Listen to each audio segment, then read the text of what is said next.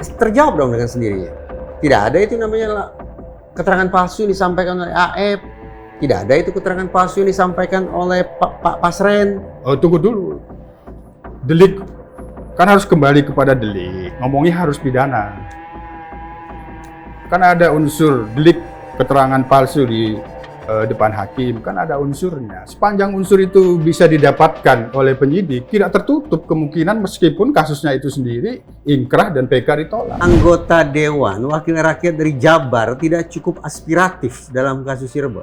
Ya, saya kalau menganggap bahwa tidak meresponsif ini persoalan yang ada di Jawa Barat. Barang buktinya 2,5 M, sudah diproses oleh kode etik oleh Propam, sudah ada yang diberikan sanksi, yang lainnya masih berproses. Ya, itu. Sudah selesai. Menurut Kompolnas, penanganan terhadap sekian banyak personel polisi itu sudah selesai. Apanya dulu? Selesai apanya dulu? Ya, Kode etik kan masih berproses. Oke, Yang kedua, kita sendiri kan mendorong juga kaitannya dengan agar ini menjadi shock terapi. Perlu dilakukan proses pidana. Bagus. Saya menyenangi kalimat ini. Pemerasan itu delik pidana. Iya, pemerasan itu pidana. Entah persoalan itu, ini persoalan bukti atau tidak cukup bukti, tentu ya sebagai pelayan masyarakat mengayomi, melindungi. Kalau di survei itu kita lihat penilaian publik terhadap Kapolri itu malah meninggalkan jauh institusinya. Artinya lebih unggul. Lebih unggul Kapolrinya. Nah, itu ada kesenjangan gitu. Halo Sobat TN, ketemu lagi kita di Bang X Napi Diskursusnet.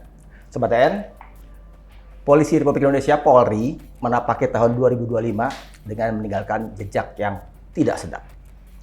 Lekat dengan ingatan publik beberapa kasus yang hari ini masih dibincangkan. Misalnya, penembakan bos rental mobil di rest area kilometer 45, Jalan Tol Jakarta Merak yang menewaskan sang pemilik rental mobil.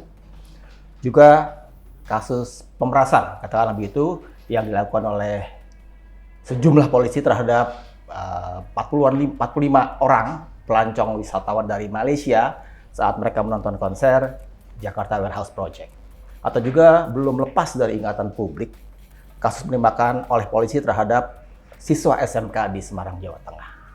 Mas Reza Indra Giriambil, tadi dulu makanya saya tanya ini, apa Mas Reza masih beri catatan itu buat tambah panjang atau gimana? Sobat yang kalau saya catat nih tambah lagi tentang kasus Cirebon. Nah itu. Kasus itu kan yang membuat kita terkenang dengan nama Aibtu Rudiana, penyidik Polda Jabar. Dan itu yang pertama. Yang kedua, suka tidak suka, mau tidak mau, kan tadi Mas Indra sudah sebut ya, menapaki tahun 2025, Polri ini punya catatan yang tidak kurang sedap. Imbasnya juga nih ke beliau nih, ke Kompolnas. Kompolnas. Ini bukan kata saya aja nih. Sekian banyak netizen, sekian banyak viewersnya Sobat DN ini juga bertanya-tanya. Jangan-jangan Kompolnas tidak lagi dibutuhkan. Itu kata mereka. Sobat DN, itu kira-kira yang akan kita mainkan di siniar kita hari ini. Tapi sebelum itu, sila Sobat DN untuk subscribe dan nyalakan lonceng notifikasinya. Nanti setelah ludes menonton, boleh juga untuk like, comment, and share video ini.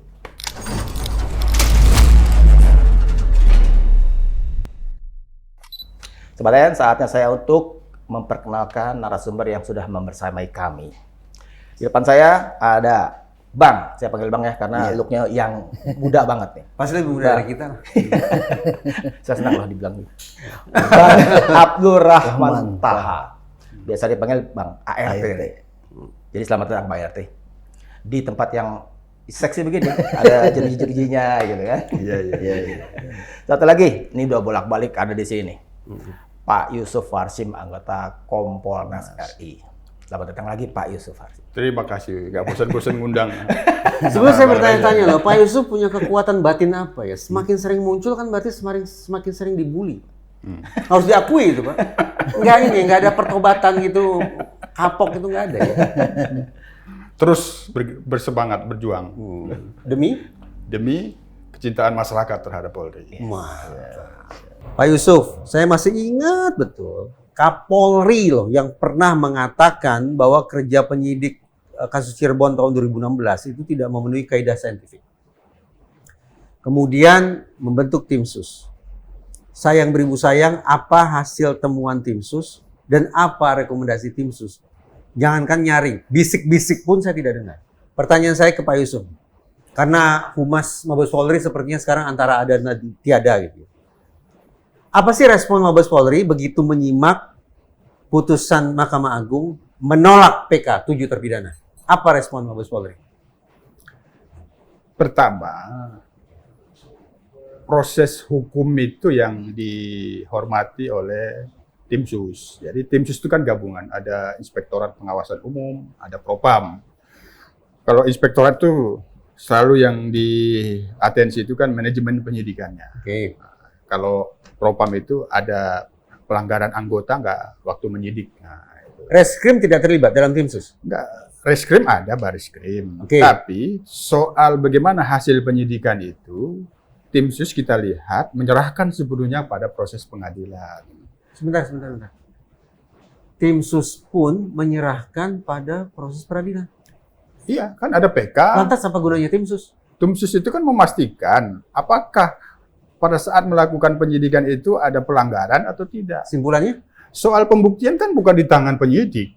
Pembuktian kan ada jaksa penuntut umum diperiksa di peradilan. Jadi itu tidak lagi dimaksud. Kalau itu dimaksudnya berarti mengulang lagi penyidikannya. Kan itu tidak dilakukan pengulangan penyidikan. Yang saya bayangkan justru tim sus dibentuk untuk seperti mengulangi atau paling tidak mereview hasil kerja penyidik. Karena Kapolri sendiri tadi saya katakan sudah terbuka, Kapolri mengatakan ini nggak saintifik kerjanya. Berarti kan harus ada sesuatu yang dievaluasi, Pak Yusuf. Betul. Apa yang dilakukan oleh Polri dalam pantauan Kompolnas dan kami sendiri juga merekomendasikan audit investigatif. Nah, pasti audit investigatif itu memastikan ada kesalahan dalam manajemen penyidikannya tidak. Simpulannya? Ada pada kesalahan orangnya atau tidak. Oke. Dalam Satu-satu ya? Iya. Terkait manajemen penyidikannya ada masalah tidak di situ? Sejauh ini yang dulu itu sudah ada orang-orang yang diberikan sanksi pelanggaran. Terkait penyidikan? Iya. Sudah ada yang diberikan pelanggaran, sanksi. Jadi dianggap clear. Ya itu sudah itu fakta-fakta itu terungkap lagi kan. Oke, terkait manajemen penyidikan dianggap sudah clear berarti. Karena dulu sudah ada dijatuhi sanksi. Apa yang sudah disampaikan kita, Kapolri, ada pada proses penguatan scientific crime itu yes. Itu yes. Lemah di pembuktian scientific crime investigation itu ya. Itu. Tapi proses pembuktian apakah ini peristiwanya benar atau tidak, proses peradilannya kan sudah berjalan. Dan kemudian diajukan PK. Yang ngajukan PK siapa? Terpidana. Ya. Proses hukum itulah berjalan dan dihormati. Apabila PK itu dikabulkan, Polri dalam rekomendasi tim sus itu akan menghormati dan menindaklanjuti. Kita berandai-andai. Seandainya permohonan PK 7 terpidana diamini, dikabulkan oleh Mahkamah Agung. Lantas kira-kira apa yang menjadi penyikapan Mabes Polri? Putusan PK itu kan mengabulkan permohonan. Iya. Ya, permohonan. Nah, katakanlah dibebaskan. Ya, berarti kan peristiwanya tidak ada. Peristiwa pidana tidak ada. Tidak ada. Apakah selanjutnya kepolisian melalui Propam akan menindaklanjuti? Ya kalau Propam pasti soal anggota yang melakukan pelanggaran. Nah, sekali lagi, bagaimana proses pembuktian peristiwa pidana itu kan dalam proses sistem peradilan pidana. Eksaminasi yang dilakukan itu dalam proses sistem peradilan pidana. Apabila PK itu mengabulkan, ya berarti tidak hanya kerja polisi saja yang bermasalah, artinya tidak terbukti. Tidak terbukti itu apakah ada pelanggaran atau tidak? Bisa iya, bisa tidak. Kalau begitu, seluruh laporan yang sudah disampaikan oleh tim penasihat hukum para terpidana terjawab dong dengan sendirinya. Tidak ada itu namanya keterangan palsu yang disampaikan oleh AF. Tidak ada itu keterangan palsu yang disampaikan oleh Pak Pasren. Oh, tunggu dulu. Delik kan harus kembali kepada delik. Ngomongnya harus pidana. Kan ada unsur delik keterangan palsu di depan hakim, kan ada unsurnya. Sepanjang unsur itu bisa didapatkan oleh penyidik, tidak tertutup kemungkinan meskipun kasusnya itu sendiri ingkrah dan PK ditolak. Itu bisa. Dan tidak akan berdampak terhadap nasib para terpidana. Karena sekali lagi Pak Yusuf menganggap bahwa permohonan PK kita tidak boleh mengandai-andai, semuanya itu kan berdasarkan bukti-bukti yang bisa dikumpulkan oleh penyidik. faktanya saat ini, yang ini masih kami pantau, ada laporan polisi di Barreskrim, sumpah palsu, keterangan palsu di bawah sumpah. Nah, faktanya itu, ini masih kami monitor. Masih dimonitor ya? Ya, kelanjutnya ini kami monitor. Nah, apakah itu kemudian karena ada PK sehingga tidak mendapatkan bukti? Belum tentu juga. Kan ada, karena kan ini unsurnya keterangan palsu di bawah sumpah. Yang jelas tidak dipetieskan. Ya. Itu tidak dipetieskan. Tapi tanda kutip, ini bicaranya hukum pidana. Ya. Untuk mendapatkan unsur itu tidak mudah karena kan keterangan palsu di bawah sumpah. Sumpahnya di mana? Di pengadilan. Kan pasti perlu memeriksa hakim. SEMA tidak mengizinkan hakim diperiksa. Itu gambaran-gambaran hambatan-hambatan. Kalau kita simak nih komentar Sobat DN, komentar netizen, komentar citizen, Ya. mungkin bisa dikatakan hampir semuanya itu tidak bahagia dengan putusan PK. Berarti secara tidak langsung netizen ini sejagat ini menganggap bahwa kerja penyidik tahun 2016, tahun 2014 atas kasus Cirebon itu tidak benar, tidak prosedural, tidak proporsional, tidak profesional. Pertanyaan saya, kenapa wakil rakyat tidak pernah menghadirkan Polri, khususnya Kapolri, atau setidaknya Kabar Eskrim, untuk bicara soal kasus Cirebon? Dalam kasus anak bos tukang roti melempar kursi, menganiaya, itu ada rapat tuh, di Gedung Wakil Rakyat. Dalam kasus Rudy Soik ada rapat tuh di Gedung Rakyat. Tetapi kenapa dalam kasus yang sedahsyat ini, kasus Cirebon, kenapa wakil rakyat tidak tergugah untuk memanggil Mabes Polri khusus bicara ini? Jadi tentunya begini, kalau di DPR itu kan berdasarkan aspirasi sebenarnya. Aspirasi dalam pengertian? Dalam arti siapa yang menyuarakan, menyampaikan sebenarnya. Tentunya misalnya kalau ini kejadian Jawa Barat, tentu ada di situ anggota DPR-nya, ada anggota DPD-nya. Ya, paling tidak dia bisa melihat situasi, kondisi, peristiwa yang ada di daerah pemilihannya karena masyarakatnya. Nah, tapi tentunya kalau memang kami sebagai wakil rakyat, wakil daerah itu selalu terkadang ya kami itu memang menunggu aspirasi karena sehingga mengetahui apa yang harus akan dibawa dalam rapat itu. Tetapi karena ini adalah persoalan yang sangat viral, yang sangat luar biasa, ya mau tidak mau ya harusnya lembaga legislatif sebagai lembaga aspirasi masyarakat dia harus menyampaikan hal-hal ini. Yang apa Abang menyampaikan harus memanggil Kapolri, paling tidak Kabar Eskrim akan mempertanyakan hal itu. Nah, jadi bukan kami ini memilah-memilah persoalan yang ada di masyarakat, tidak. Kami terkadang tergantung aspirasi. Makanya di saat reses itu harus ada penyampaian. Tapi ini terlalu viral. Jawa Barat ini kan kalau tidak salah sangat luar biasa jumlah kursinya yang ada di sana. Jadi bisa tidak kalau saya katakan bahwa anggota Dewan Wakil Rakyat dari Jabar tidak cukup aspiratif dalam kasus Cirebon? Ya, saya kalau menganggap bahwa tidak meresponsif ini persoalan yang ada di Jawa Barat. Dan itu betul-betul semata-mata hanya mengandalkan wakil rakyat dari Jawa Barat? Tidak juga sebenarnya. Jadi begini, tentunya jika ada yang menghampiri saat itu, karena kami ini adalah milik seluruh rakyat Indonesia. Saya agak kurang bisa menerima penjelasan semacam itu. Hari ini, yang namanya media sosial, pesan dari netizen, itu sampai ke gedung rakyat. Ya, saya yakin. Sampai semua, pasti sampai. Kenapa kemudian kita memaknai aspirasi itu seolah-olah harus ada audiensi, harus ada laporan tertulis?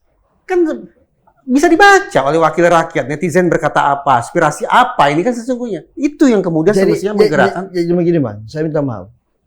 Tidak eloknya seorang ART akan mengangkat persoalan yang ada di Jawa Barat. Karena saya menghormati ada anggota dewan di situ. Tetapi tentunya begini, ini adalah tanggung jawab.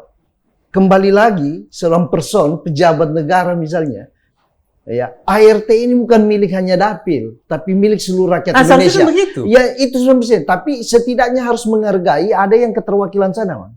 Ini jangan sampai ketersinggungan yang akan muncul nanti. Secara politis ini sangat sangat tidak saling menghargai nantinya. Yang akhirnya pada akhirnya bisa jadi di MK, di BK, ya.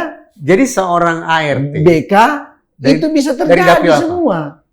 Apalagi hari ini kan gara-gara dari dapil apa? Saya Sulawesi Tengah misalnya. Wakil rakyat dari Sulawesi Tengah ketika ingin menyuarakan sesuatu yang merupakan isu publik, itu juga harus memperhatikan seberapa jauh ini akan membuat tersinggung sesama wakil rakyat. Iya, itu harus saja pertimbangan. Yang takutnya begini, Bang. Ini kalau saya mengambil alih, ini kan ketersinggungan yang mempunyai dapil. Pada akhirnya apa? Kita ini bisa di-BK-kan. Gara-gara mengangkat isu publik, bisa di-BK-kan. Bisa. Hari ini buktinya si Riki Petaloka kan sudah di-BK-kan dia, Badan Kehormatan. Karena? Ya karena sesuatu menyuarakan kan. Yang persoalan apa itu Rika kemarin? Dia menyuarakan mengenai PPN tidak salah. PPN. Ya? Itu. Wah, semua ya sebutan sebagai wakil rakyat. Iya, sebenarnya begini, itu bisa saja kita menyuarakan, bisa saja saya menyampaikan. Saya berkali-kali menyampaikan jika ada masalah di daerah, persoalan pertanahan, ya, pada akhirnya itu adalah keperdataan, karena keperdataan orang menang maka dialihkan terkadang proses pidana. Nah, itu saya menyuarakan, banyak saya menyuarakan, menyampaikan dalam forum, tetapi saya harus mohon izin kepada yang punya dapil. Karena yang mempunyai dapil pun ternyata tidak tahu persoalan itu. Ini saya terus terang Tapi tahu. Bang ART, kan senator-senator dari daerah nih, seperti Abang, kan juga ada yang dari Jawa Barat. Iya, ada. Nah, senator Jawa Baratnya di internal DPD gimana? Melihat kasus Vina, Ya, diam aja. terbukti hari ini tidak merespon kan? Tapi kan jika itu, kalau saya mau merespon, saya harus Kan harusnya nggak perlu EO pakai EO sama DPR yang dari Jawa Barat, dapilnya kan sama-sama Pokoknya wakil rakyat dari gitu. Pokoknya wakil Terpilih dari rakyat, dapil. wakil Jadi daerah nggak ada harus. dinamika di internal DPD untuk katakanlah membuat kasus Vina lebih terang. Jadi nggak usah ngomong ke kamar sebelah di DPR, di DPD-nya gimana? Ya, tidak ada responsif daripada anggota keterwakilan Jawa Barat saat itu. Nah, tentunya ini percaya responsif Selama ini kan DPR, persoalan. sekarang DPD. Tapi kan Bang Reza kan mengetahui di mana-mana saya mengangkat isu-isu persoalan masyarakat itu dapil lain. Tapi saya minta izin kepada dapil yang terkait. Ya, terus terang memang saya menyimak sekian banyak pernyataan atau pandangan Pak ART ini yang menurut saya tajam. Bahkan mungkin bisa bikin sedikit banyak telinga teman-teman di kepolisian panas juga gitu. Tapi kenapa kemudian dalam isu atau kasus Cirebon tidak ada pergerakan sama sekali ya di Gatot Subroto gitu? Ada apa sebetulnya? Ya, jadi sebenarnya saya bisa saja mengangkat, berbicara. Cuma kan hari ini orang Jawa Barat pun terkadang nggak ketemu saya. Jadi dapil anggota DPD lebih mempertimbangkan faktor politis, nggak enak atau Pak sama anggota DPR etikanya ketimbang persoalan penegakan hukumnya. Ini persoalan etikanya. Kalau proses penegakan hukumnya ya saya lebih maju juga kalau hal itu. Karena ini persoalan nasib bagi para terpidana hari ini. Tentunya apa yang dikatakan Pak Kapolri kan sudah jelas bahwa ada. Tapi ternyata di dalam proses perjalanan itu ya Abang sudah mengatakan bahwa sudah ada yang diberikan sanksi dalam proses. Menurut saya nih dalam kasus Cirebon, Mabes Polri barangkali dalam kurung Sekyu Tim Sus tidak transparan. Nah ini keterbukaan ini yang harus jujur deh.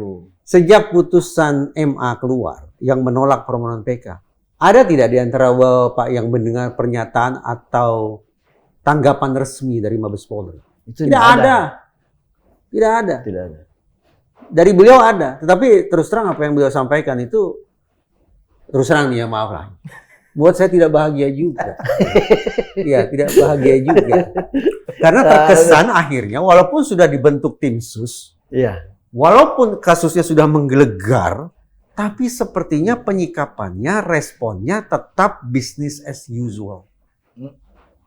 Udah legalistik aja formal, kata MA begitu ya kita ikut begitu. Apa poinnya bentuk tim sus? Kalau begitu proses kerjanya tidak usah bentuk tim sus, tunggu aja sampai putusan PK keluar. Iya kan? Tunggu aja putusan PK keluar. Nanti kalau putusan PK-nya menerima, baru kita bentuk tim sus.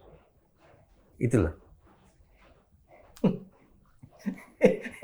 Saya tertarik dengan posisi sebagai anggota DPD nih. Iya. Jadi nggak berani ambil resiko peduli setan dengan hubungan dengan anggota DPR yang dari Jawa Barat. Yang penting saya mewakili aspirasi rakyat nih yang lagi Betul. di jagat maya segala macam kan itu bergemuruh terus ini kasus ini. Benar, gitu. benar, Jadi, benar. Yakinlah bahwa kan di belakang saya tuh jutaan rakyat ya netizen kan citizen nggak berani ngambil risiko itu. Oh, saya berani mengambil. Cuma ini kan ada etika yang harus kita kedepankan. Iya. Ada etika yang harus kita kedepankan, Bang, dalam hal ini. Jangan kita juga Tumben melanggar. bicara etika. Tidak. Jadi begini, Bang. Tumben negeri ini bicara etika gitu. Bukan, ini etika berparlemen kami ini harus Begitu saling ya? menghargai. Tidak bisa juga kita mengambil langsung masuk di rumahnya orang, Pak. Sudah Ini di- bukan keterwakilan saya. Ada yang bersuara kan. Sekarang jadi calon gubernur terpilih. Atau Bang ART udah mencoba. Oh ya sudah, kan antara- sudah ada kan? Sudah ada yang angkat bicara Kalau sekarang. dia nggak gubernur kan tetap anggota DPR dia.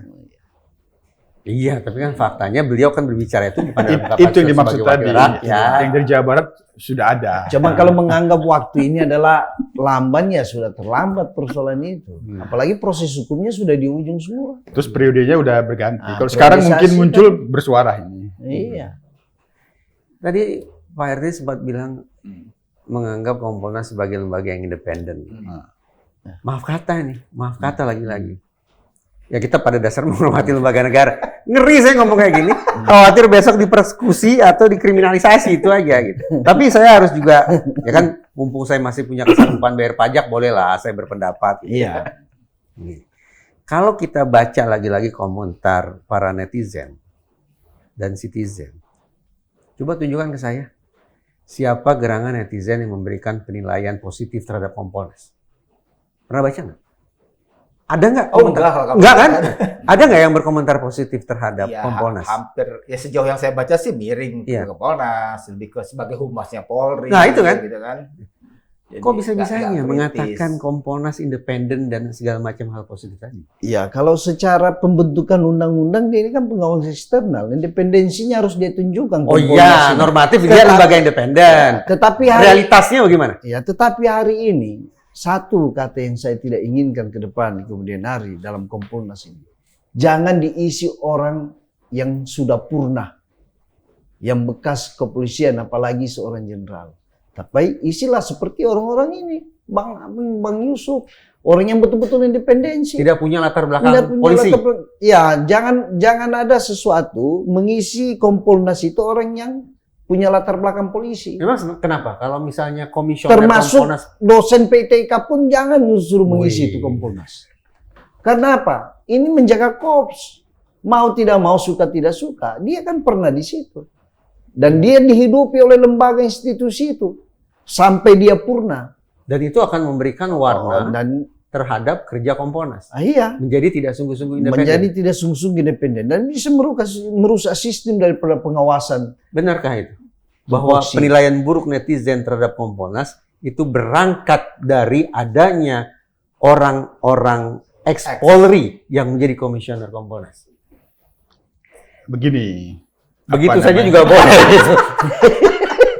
ke depan itu memang Ke depan, saya tanya, benarkah selama ini kinerja Kompolnas yang dinilai miring oleh publik itu diakibatkan karena adanya ex-polisi di situ? tanggapan-tanggapan negatif itu kan sudah bisa kita lihat oleh netizen itu. Ya. Nah, jadi itu yang harus kita perbaiki gitu. Konflik kepentingan. Nah, itu yang ditakutkan tadi. Ada ya konflik kepentingan itu di Kan Kompolnas? itu yang ada? ditakutkan konflik kepentingan. Iya. Potensi konflik kepentingan apabila punya hubungan secara institusional, Iya. meskipun dia purnawirawan, Iya. tapi kan pensiunan polisi masih menerima gaji pensiunan, masih punya Iya. hubungan. Iya. Apakah itu Masuk. Apakah itu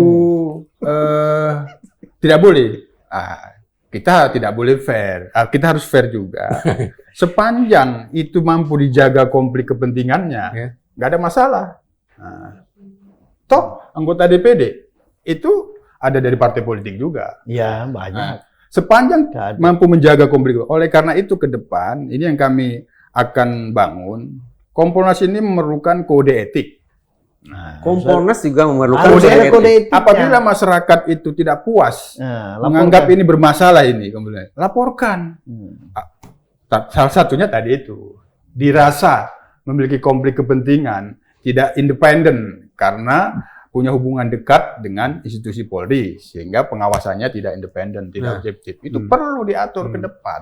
Tapi harus dibuat peraturannya tentang kode etik. Nah, yang kedua dulu, kita harus benchmarking kan. Benchmarking itu kita lihat di beberapa negara yang Kompolnasnya itu bagus, pengawas eksternalnya bagus, memang ada unsur X dari kepolisiannya. Tetap ada. Ada. Hanya dipastikan bagaimana menjaga konflik interestnya aja. Konflik kepentingannya itu yang perlu. Jepang itu ada, Korsel itu ada, Inggris juga ada. Tapi Inggris lebih ketat lagi karena ada etika publik yang harus dijaga. Itu aja.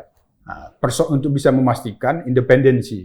Karena begitu dia menjadi pengawas, dia independen, tidak boleh merasa satu kop. Nah, itu konflik kepentingan sudah. Akan susah memberikan penilaian. Itu. Ketika Pak Yusuf rapat di dalam Kompolnas, itu kolektif kolegial ya. Pembuatan keputusan kolektif kolegial. Mana yang lebih susah? Meyakinkan sesama komisioner yang notabene bukan ex-polisi? Atau meyakinkan komisioner yang ex-polisi? Kita pakai logikanya begini. Saya anggota Kompolnas dari unsur tokoh masyarakat. Pasti pikirannya kritis. Ngapain kita? Udah mudah kita, karena dipahamkan seperti itu. Nah, tadi itu dikhawatirkan yang anggota Kompolnas dari unsur pakar kepolisian, Irtu Purnawirawan, tidak kritis. Tidak kritis. Maka fungsi kita lah menyampaikan, meyakinkan di dalam rapat itu. Sejauh ini sebenarnya sama saja. Dan mereka bisa terima? Bisa terima. Ketika dikasih masukan itu, kekritisannya muncul? Bisa terima. Hanya, ini tadi, soal aturan main.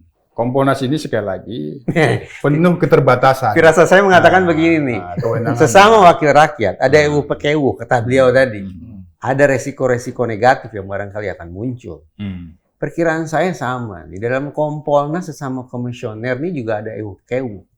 Dan terutama adalah yang non-polisi, EWU-PKEWU terhadap yang polisi. Kalau itu tidak ada. Kan bisa kita lihat itu, bisa kita lihat dalam beberapa perkembangan terakhir itu sejauh ini tidak ada EWU-PKEWU karena pada prinsipnya saya ini dari saya sebagai anggota Kompolnas dari unsur tokoh masyarakat mengajak yang dari unsur pakar kepolisian apabila dia purnawan untuk berpikir objektif. Saya tuh begini, Pak Yusuf, Pak RT. Walaupun kesannya saya ini busuk hati, tapi saya tuh ingin Polri itu dicintai masyarakat. Oh betul. Berarti kan kinerjanya harus bagus. Nah, harapan saya agar Polri kinerjanya bagus ke Kompolnas. Tapi ya itu, dalam sekian banyak momen, dalam sekian banyak kasus menarik perhatian publik, menurut saya tidak ada bedanya antara Kompolnas dengan Polri. Sama-sama defensif, sama-sama resisten, sama-sama seolah menutup-nutupi sesuatu yang sudah terendus sangat kuat oleh publik. Contohnya aja nih dalam kasus Cirebon ini. Iya terus terang, itu masih buat saya terluka gitu, masih buat saya terluka. Pak Yusuf, Pak RT, ada 7 orang yang terus-menerus berusaha meyakinkan dunia bahwa mereka tidak melakukan pembunuhan dan ruda paksa. Tapi mereka dihukum seumur hidup mereka di dalam penjara. Di belakang 7 orang ini ada berpuluh-puluh manusia anggota keluarga mereka. Gitu. Atau karena kasusnya terlalu ruwet kayak. Kalau saya pakai referensi... Nggak ruwet. Ini kata dulu. Kita ngomong PK. Kan udah ada jurisprudensinya, sudah ada acuannya. Sengkon Karta, Lingah Paca, dan segala macam itu yang jadi kasus-kasus acuan.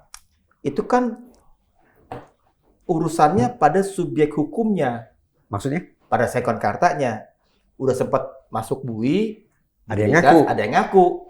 Tapi kasusnya tetap ada pembunuhan terhadap seseorang yang ditudingkan ke Sengkon Karta. Pun Lingah Paca. Nah, kalau di kasus yang Vina ini, bukan subjek hukumnya, objek hukumnya.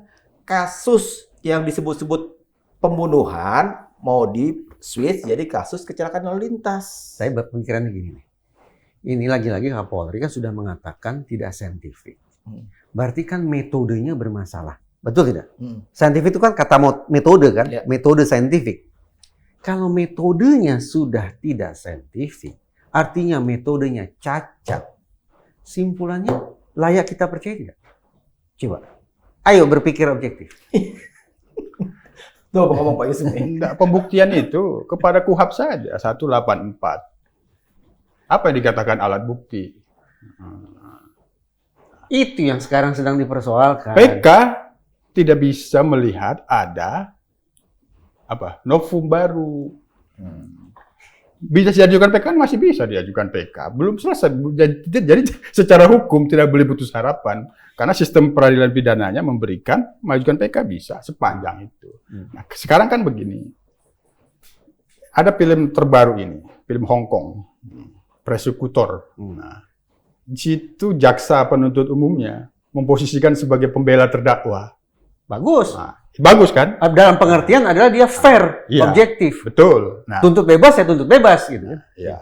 Sejauh ini apa yang dilakukan oleh kepolisian kan tidak hanya tugas polisi. Pada saat saya melakukan pemantauan langsung kasus Pina itu di Jawa Barat, paling utama ini berkas berapa kali P19-nya? 1 kali untuk korban saka narapidana saka tatal. Nah, Ya. yang lainnya lebih dari 1 kali. Artinya secara hukum pengawasan, karena jaksa penuntut umum itu juga berfungsi sebagai pengawasan penyidik, memastikan ini berkas penyidikannya, pembuktiannya sudah benar atau tidak, alat buktinya sudah benar. Jadi tidak langsung diterima berkas, artinya ada pengawasan.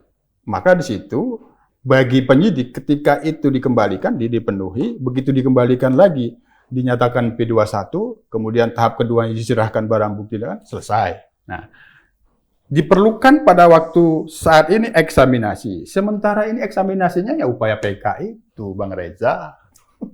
Udah.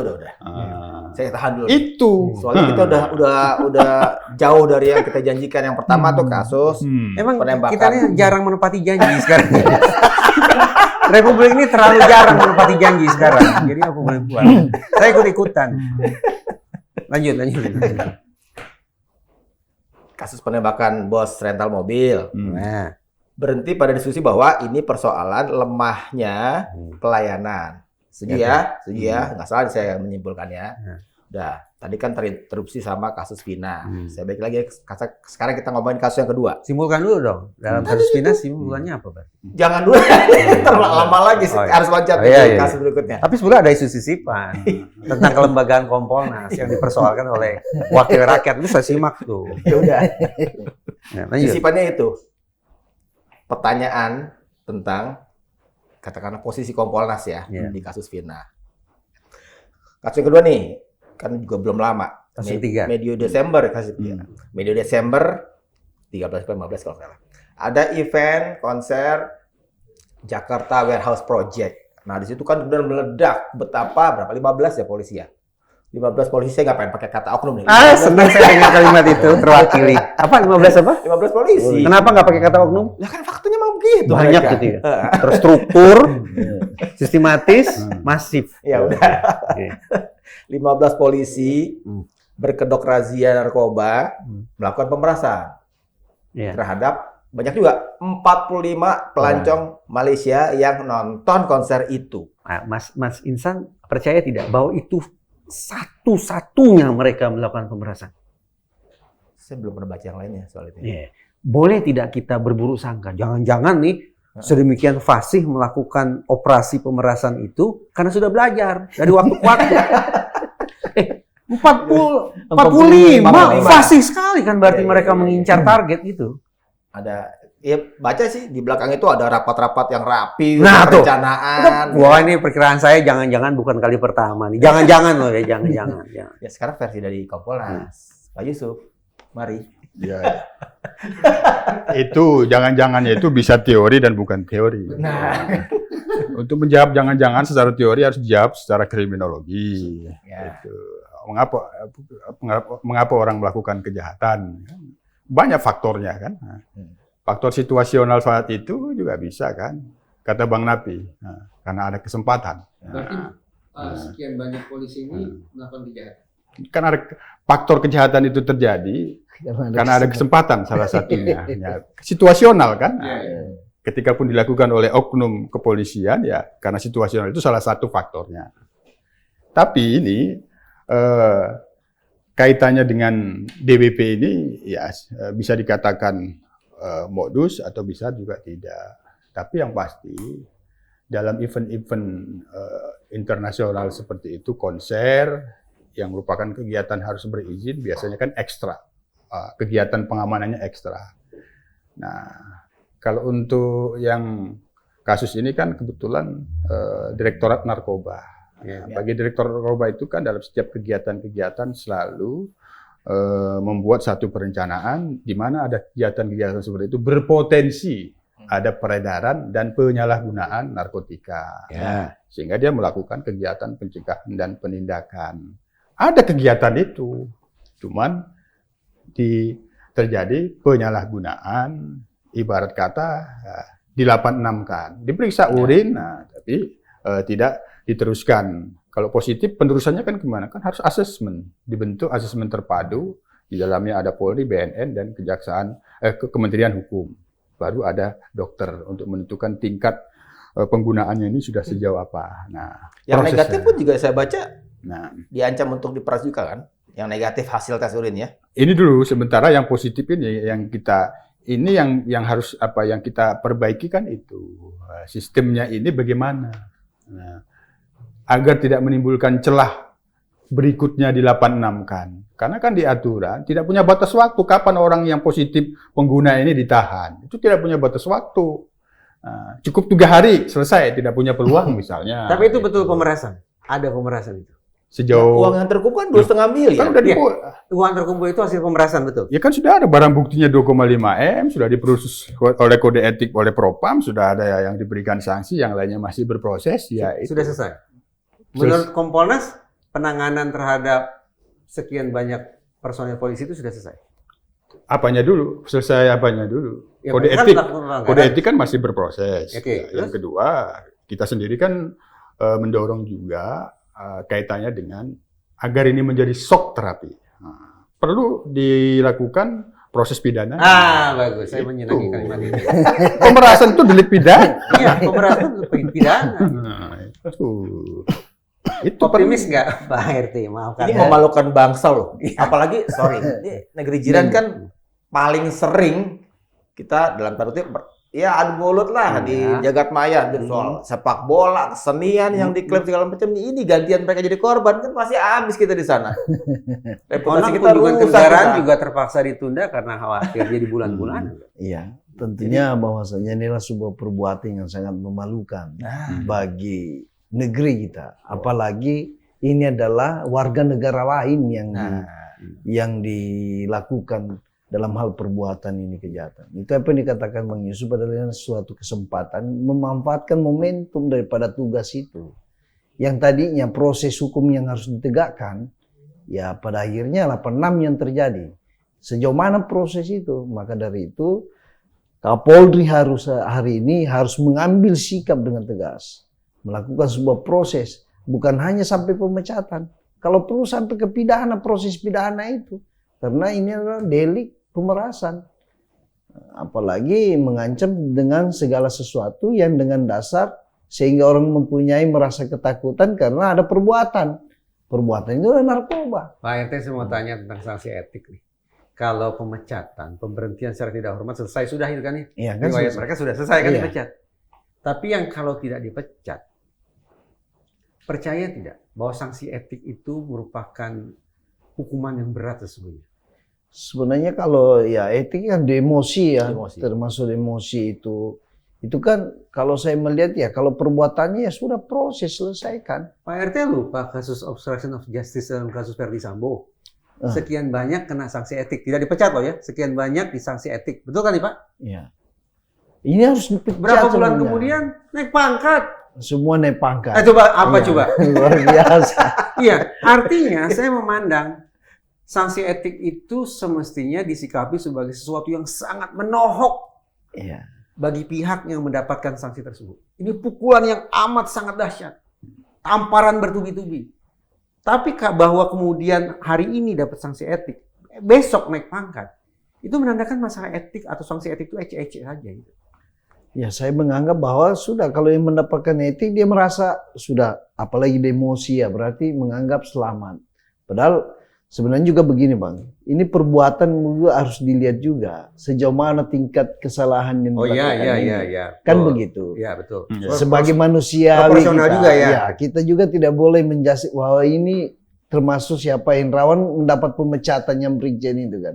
Ya mungkin karena perbuatan tingkatnya yang lebih jauh untuk bersekongkol saat itu. Tetapi yang lainnya mungkin karena hanya atasan pimpinan, karena mendapat tekanan. Sehingga ini perintah komando, kalau tidak buat ya saja. Kan begitu. Nah ini juga salah ini. Nah, tapi tentunya tingkat perbuatannya itu kan bisa dilihat. Nah, tapi kali-kali ini ya sudah mulai hari ini harus berbenah dengan baik Polri ini. Berbenah. Ya harus Saya mau tanya dilakukan. Pak ART jadinya. Saya sepakat Pak Polri perlu berbenah. Iya. Karena kita cinta sama Polri, maka kita berharap Polri terus berbenah. Iya. Apa ya kalau kita masuk ke dalam alam berpikirnya Presiden Prabowo?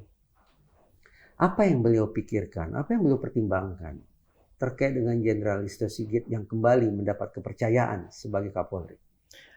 Jadi tentunya kembali lagi, saya pada hari ini melihat juga proses seorang Kapolri ini.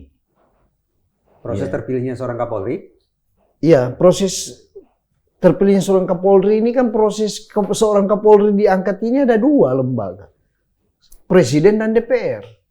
Presiden dan DPR Nah, sama-sama memilih atau bagaimana? jadi begini, Pengusulnya pengangkatan Kapolri dan pemberhentian Kapolri dilakukan oleh Presiden dan persetujuan atas persetujuan DPR. Persetujuannya harus DPR. DPR. Jadi bisa saja dong sebetulnya DPR tidak setuju. Nah, kalau tidak setuju dalam hal ini selama 20 hari dianggap setuju. Oke. Kan begitu. Tetapi hari ini apa terjadi? Apa? Dengan pengangkatan Sigit dengan terpilihnya Pak Presiden Prabowo.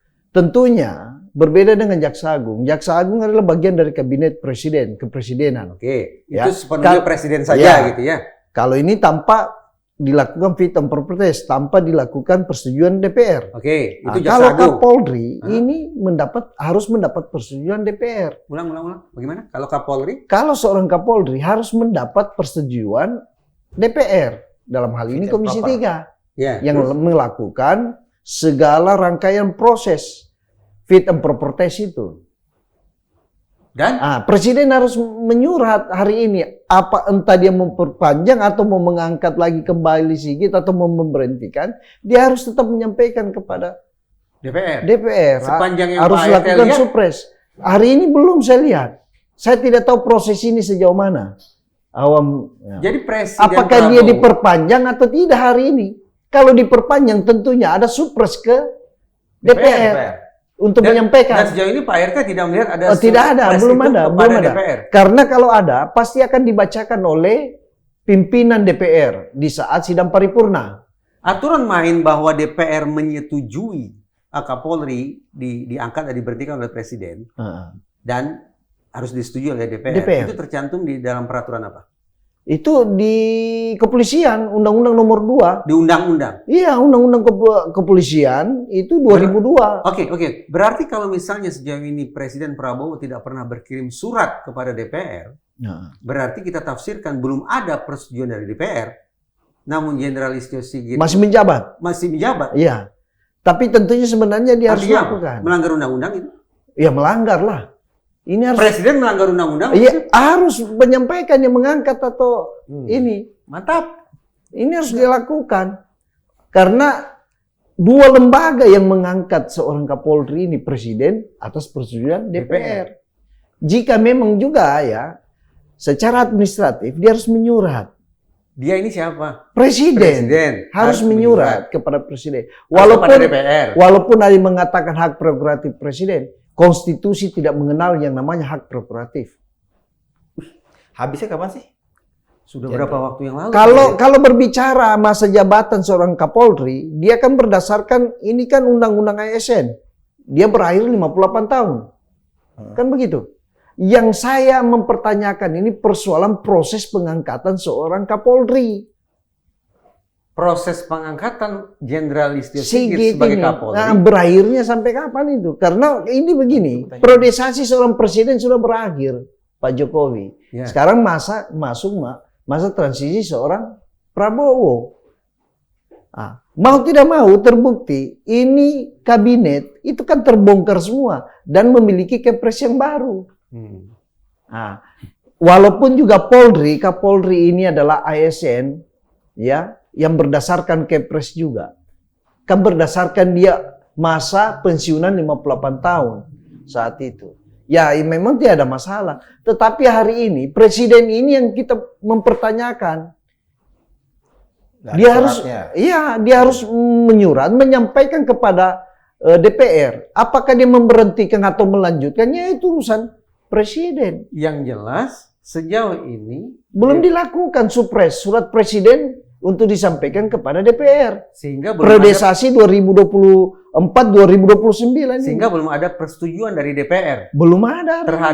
Belum dibahas persoalan itu.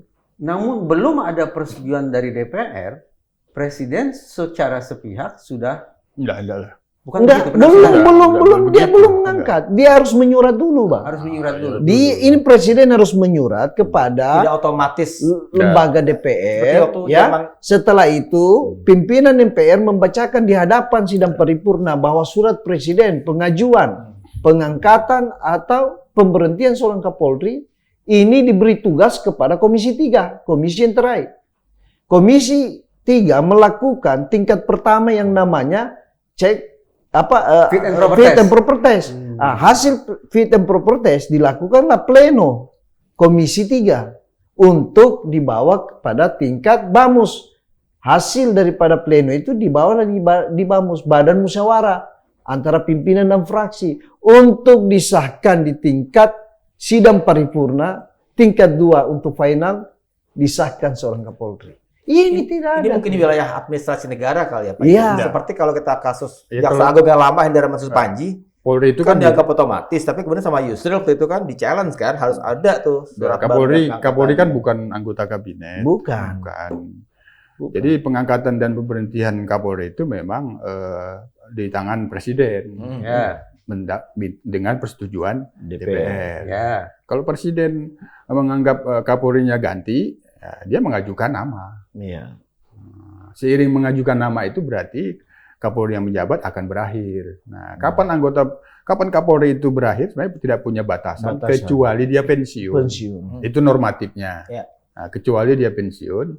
Yang kedua, sejauh mana ada penilaian kinerja. Penilaian kerja itu kan bisa dari mana saja, dari DPR sebagai pengawas menilai bahwa kinerjanya sudah tidak bisa dipertahankan, punya aspirasi kan begitu. Nah, tapi sejauh itu tetap kembali kepada presiden. Presiden akan mengganti Kapolri atau tidak, itu kembali kepada presiden. Nah, bisa meminta pertimbangan Kompolnas. Nah, menurut Kompolnas bagaimana Kapolri pada saat ini? Nah, untuk saat ini apabila ditanya bagaimana kinerja Pak Sigit, masih baik. Masih baik. Secara internal dia banyak melakukan terobosan-terobosan, tapi tindakan-tindakan penyimpangan dan pelanggaran yang dilakukan oknum tidak bisa sepenuhnya itu disalahkan bahwa itu kinerjanya Kapolri, tidak. Pimpinan itu kan bertingkat. Nah, Kapolri, Kapolda, Kapolres. Semua pimpinan itu diatur di dalam perkap pengawasan melekat. Masing-masing bertanggung jawab kepada anggota yang dipimpinnya. Itu. Nah, kalau saya mewakili netizen yang saya baca, di macam-macam kasus yang ada hubungan dengan kerja-kerja polisi, itu hampir semua yang saya baca ya tidak puas dengan performance-nya Kapolri Listio Sigit.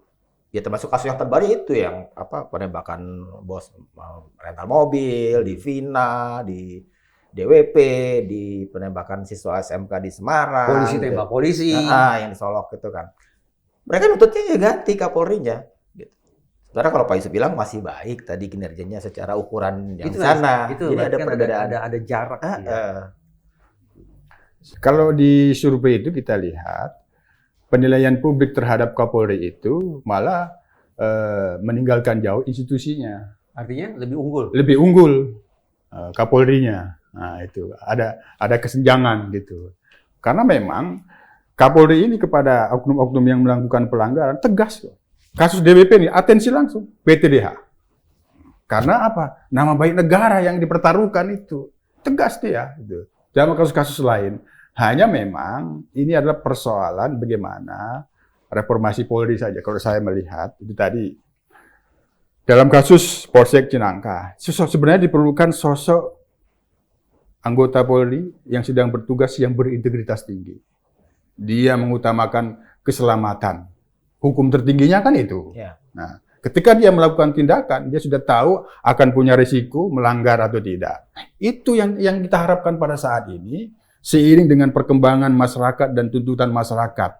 Ada netizen, ada media sosial, itu yang diperlukan saat ini. Dimanapun masyarakat itu mengalami keluhan terhadap adanya pelanggaran tindak pidana, masyarakat bawah itu tidak mengerti, dia harus lapor ke Polsek, ke Polda. Di mana ada kantor polisi, maka dia lapor. Layanan online-nya sudah baik, ada 1110.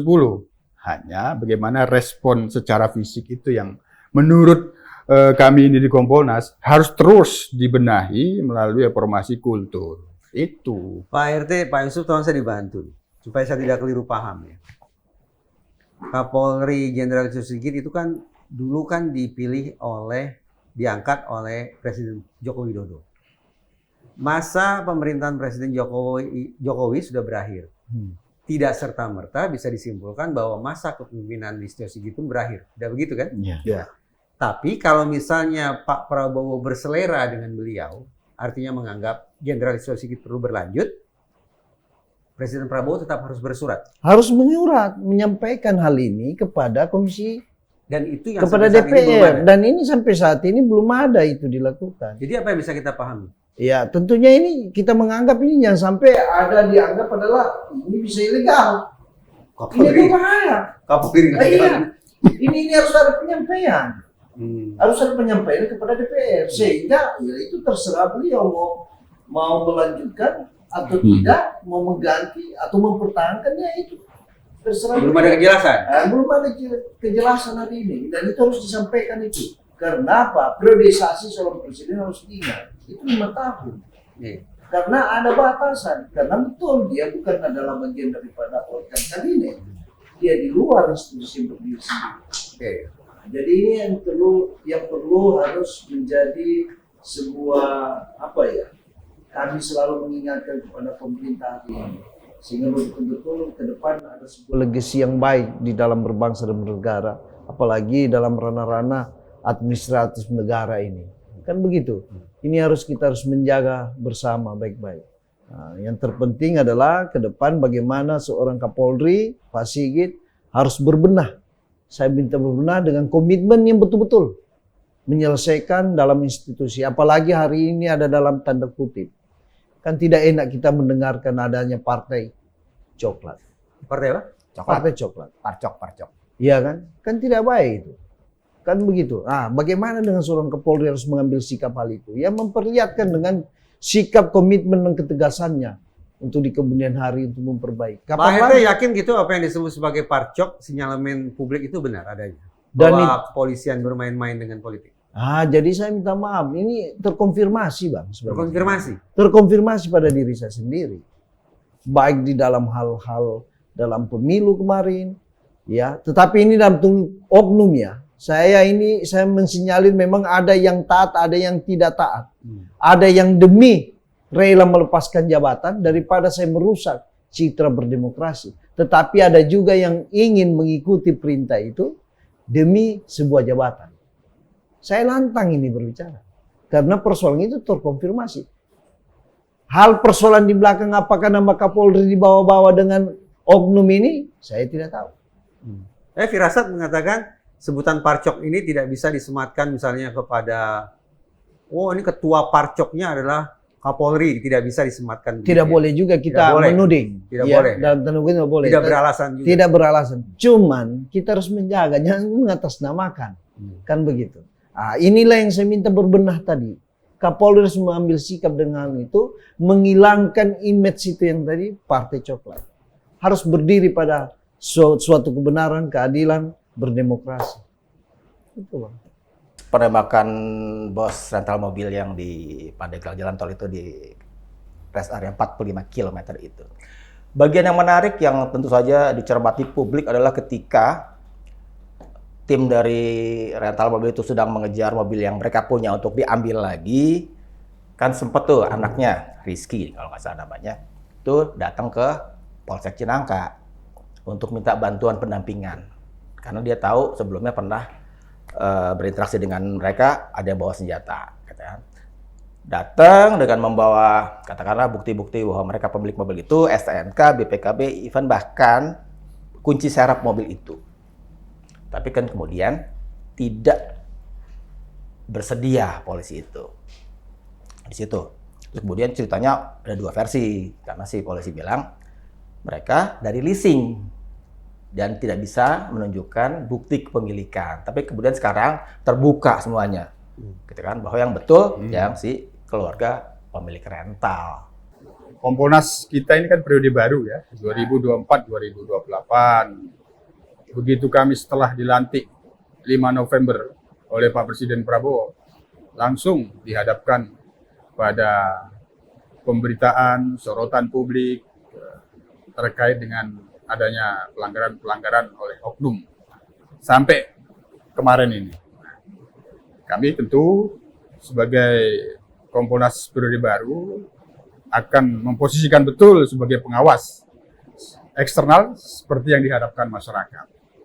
Dalam beberapa kasus yang sudah ada di hadapan periode kami yang baru ini, kami berusaha untuk cepat semua hal terkait dengan penyimpangan dan pelanggaran yang dilakukan oleh oknum anggota cepat diproses. Nah, termasuk yang peristiwa yang akhirnya menimbulkan korban penembakan yang sebelumnya ada laporan, pengaduan ke Polsek Cinangka. Kita membayangkan apabila pada waktu itu memang bisa hadir kepolisian pada waktu itu, di luar takdir tanda kutip, itu bisa dicegah. Nah, ini dalam pantauan Kompolnas, karena kami dorong juga, diproses di Propam. Di Propam, pasti yang paling utama pimpinannya, Kapolseknya. Karena berdasarkan kronologi yang kita dapatkan itu kan piket SPKT meminta petunjuk dari Kapolsek. Kapolseknya lah yang tidak memperkenankan untuk dilakukan tindakan kepolisian. Dalam bahasa SOP-nya dilakukan pendampingan. Nah, itu. Karena si brigadir yang piket itu lapornya mereka yang datang dari leasing. Nah, itu ini Dan kan soal tidak bisa menunjukkan bukti kepemilikan. Jadi ini bohong nih ke atasannya, ke Kapolsek nih. Tunggu dulu. Nah, laporan polisi atau pengaduan itu kan itu dijamin oleh KUHP. Bisa menjadi hak kalau dia korban, haknya membuat laporannya. Bisa jadi kewajiban kalau dia mengetahui ada peristiwa pidana. Itu kewajiban orang membuat laporan polisi. Oleh karenanya, ini harus dilayani. Dilayani. Itu prinsip yang pertama. Laporan, pengaduan masyarakat itu harus dilayani. Dilayani dengan baik, pasti. Bagaimana cara melayani yang baik itu? Memang SOP yang ada saat ini secara umum kan memang kalau buat laporan polisi atau pengaduan terkait dengan dugaan tindak pidana, dimintakan bukti-bukti pendukung. Ya. Tuh. Sebenarnya ketujuannya itu kan untuk memudahkan saja. Walaupun sebenarnya dalam pantauan Kompolnas, tidak semua laporan dan pengaduan itu disertai bukti-bukti pendukung, tetap diproses. Hanya memang pasti akan banyak mendapatkan hambatan-hambatan, karena di situ dituntut Polri untuk mendapatkan bukti-bukti. Tapi tetap diproses. Nah, ini yang kemarin, secara faktual memang harus ada klarifikasi terhadap mereka ini yang bertugas di SPKT, termaksud ke Kapolseknya, itu yang sedang proses propam. Hanya kita bisa menilai. Pelayanan itu apabila diberikan, pasti dalam rangka mendapatkan informasi yang jelas. Masyarakat datang itu dilayani, diajak dia untuk menjelaskan.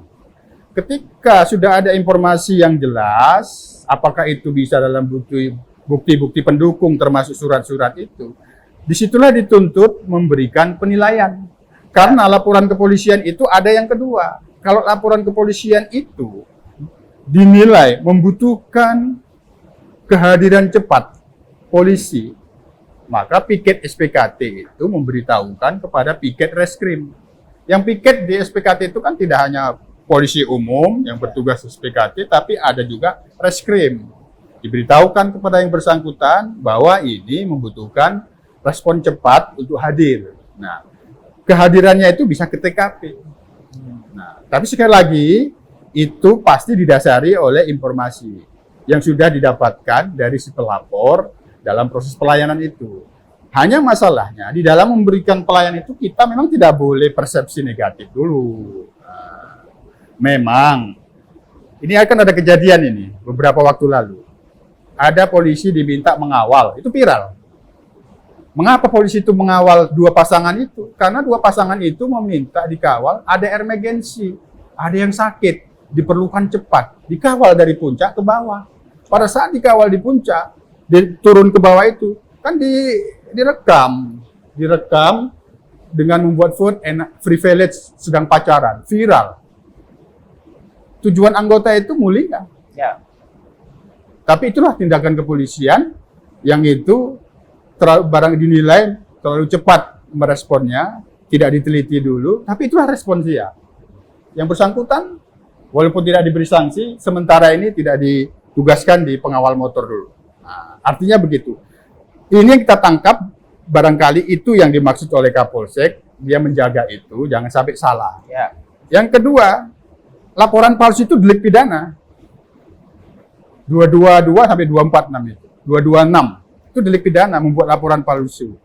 Tentu itu juga perlu dihindari. Tapi sekali lagi, kalau kita berkaca kasus Polsek Cinangka ini, soal pelayanan yang itu harus memang diberikan yang terbaik, sehingga tidak berprasangka ini bukan pemilik. Ini kalau ada pelayanan pada waktu itu, kami menduga informasinya bisa detail, sehingga memang harus diperlukan kehadiran cepat pada waktu itu.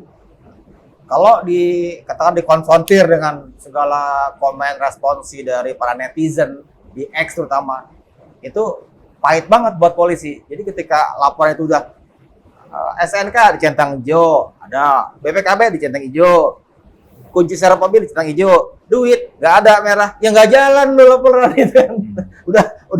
Udah sekasar itu. Bulan Emang Juni harusnya bayar nggak sih Pak Yusuf? ya pasti enggak lah pertanyaannya. biar dijawab. Bulan Juni 2024 sebetulnya ada peristiwa serupa Pak Yusuf di Pati. Sama itu juga bos rental mobil. Pati. Ya, sudah melapor juga ke polisi, tapi tidak terlayani, tidak terlindungi, bahkan mungkin terabaikan. Meninggal juga. Artinya, saya khawatir betul. Teman-teman di kepolisian ini untuk situasi-situasi semacam itu, memang cenderung underestimate terhadap situasi kritis. Sehingga menganggap ala ini konflik biasa, ini semata-mata masalah properti, masalah kendaraan, yang tidak akan berakibat fatal. Tapi kalau kemudian dua peristiwa ini berlangsung, maka kan bobot masalah itu jadi lebih serius ya. Dari yang semula masalah properti, masalah harta, sekarang menjadi masalah kehilangan nyawa. Pada titik itu saya sungguh-sungguh khawatir. Terlebih kejadian jam 3 pagi, itu laporan jam 3 pagi. Betul. Secara manusiawi, buruk sangkanya saya ini, jam 3 pagi polisi sedang ngantuk. Sedang tanda petik males-malesnya memberikan pelayanan kepada masyarakat, apalagi yang membutuhkan respon secepat mungkin. Dengan kondisi manusiawi semacam itu, terjadi peristiwa fatal, kemudian mereka bikin alasan dengan menggunakan SOP sebagai tamengnya. Saya memandang dalam situasi kritis justru polisi tidak boleh berpatokan mutlak pada SOP. Jangankan SOP, peraturan perundang-undangan saja boleh ditepikan. Diskresi, betul tidak? Adanya diskresi itu kan memungkinkan polisi, jangankan SOP sekali lagi, peraturan perundang-undangan itu boleh ditutup, simpan dalam laci demi kemanfaatan yang lebih maksimal bagi masyarakat. Itu. Kalau menurut Pak RT, Nah, persoalannya hanya pada masalah SOP atau apa ya? Kalau saya begini, kembali lagi pada slogan daripada kepolisian itu sendiri. Mengayomi, melindungi, dan melayani. Iya. Tentunya saya sebagai mewakili masyarakat, saya juga mitra dari kepolisian saat itu. Jadi tentunya bahwasanya kalau saya melihat daripada ini memang persoalan pelayanan. Entah persoalan itu, ini persoalan bukti atau tidak cukup bukti, tentu ya sebagai pelayan masyarakat, mengayomi, melindungi, ya dia harus melayani. Jadi persoalan ini memang tentunya betul-betul menjadi perhatian khususnya. Apalagi ada abang saya ini sekarang, Kompolnas, saya yakin dengan independensi Kompolnas hari ini akan berjalan dengan cepat. Saya yakin dan percaya. Karena Kompolnas hari ini respons terhadap pengawasan eksternal daripada institusi Polri juga sudah mulai saya lihat dengan baik berjalan. Lagi-lagi kembali kepada pelayanan tadi. Saya persoalan pelayanan. Kalau berdasarkan SOP, ya tentunya dia harus melayani. Ya itulah SOP-nya yang harus dia tindak lanjuti. Apapun dalam bentuk laporan masyarakat. Itu persoalan nanti di belakang hari mau ditindaklanjuti atau tidak. Apalagi ini minta pendampingan. Dan bagaimana dengan pelapor mengetahui situasi dan kondisi saat itu, di mana kejadian itu akan terjadi, akan menimbulkan sebuah konflik antar mereka. Jadi tentunya kalau saya bahwasanya ya kepolisian hari ini betul-betul harus melakukan sebuah. Polri itu punya acuan tidak Pak Yusuf? Misalnya gini ya, sejak ada masyarakat datang ke kantor polisi menyampaikan sebuah laporan tentang situasi kritis, situasi darurat, sampai kemudian polisi merespon dengan masuk ke TKP, itu ada acuan tidak? Standar berapa menit idealnya? Ya secara acuan formal, barangkali apabila itu kita berkaca masalahnya kemarin di Polsek Cinangka itu kan sebuah fakta. Apabila memang itu diperlukan, maka memerlukan itu. Sejauh ini yang standar menjadi dasar formal untuk menentukan ini diperlukan kehadiran cepat atau tidak, memang itu yang perlu diperkuat. Hanya sekali lagi, di SOP umumnya itu, apabila SPKT, piket SPKT, itu menerima laporan yang itu memerlukan kehadiran cepat polisi, misal kemalingan, masih hangat, di mana? Di rumah. Malingnya ada di situ. Nah, itu butuh kecepatan. Tapi penggalian informasinya kan perlu. Dugaan saya yang kemarin ini belum digali informasinya. Membawa senjatanya itu seperti apa? Kenapa dia harus lapor polisi? Karena membawa senjata kan? Nah, penilaiannya kehadiran cepat. SPKT tidak berwenang untuk hadirnya. Dia membutuhkan pihak lain yang ada di situ. Reskrim. Nah, dengan kekuatan resmobnya langsung turun. Masalahnya kan pada waktu itu, kalau kita lihat kasus Cinangka ini, dia melapor ke polseknya yang tidak mengizinkan karena keselamatan dia, tanda kutip. Nah, ini yang harus didalami oleh Propam. Keselamatan yang dimaksud ini, karena yang ditahu ini adalah tentara, aparat, nah, kita sebut aja aparat saja dengan bersenjata dianggap profesional, membahayakan dia. Kan kita tidak tahu ini. Tapi yang perlu kita garis bawahi di situ, pelayanan. Pelayanan yang perlu dibenahi, membutuhkan sosok polisi dengan konsep diri tadi.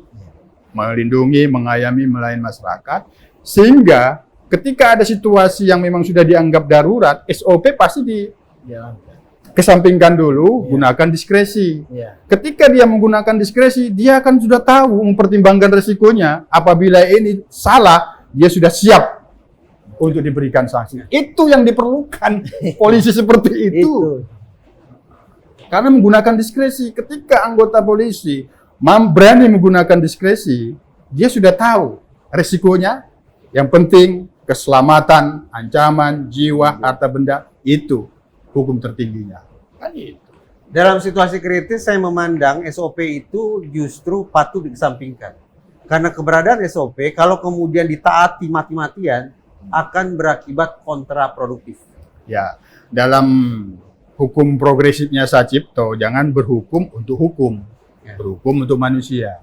Itu yang dituntut. Nah, sehingga apabila pada waktu itu kita mengandaikan sudah dinilai dalam kondisi darurat, nah, katakanlah ini ada aparat yang membawa senjata profesional, kan diperlukan polisi yang berani.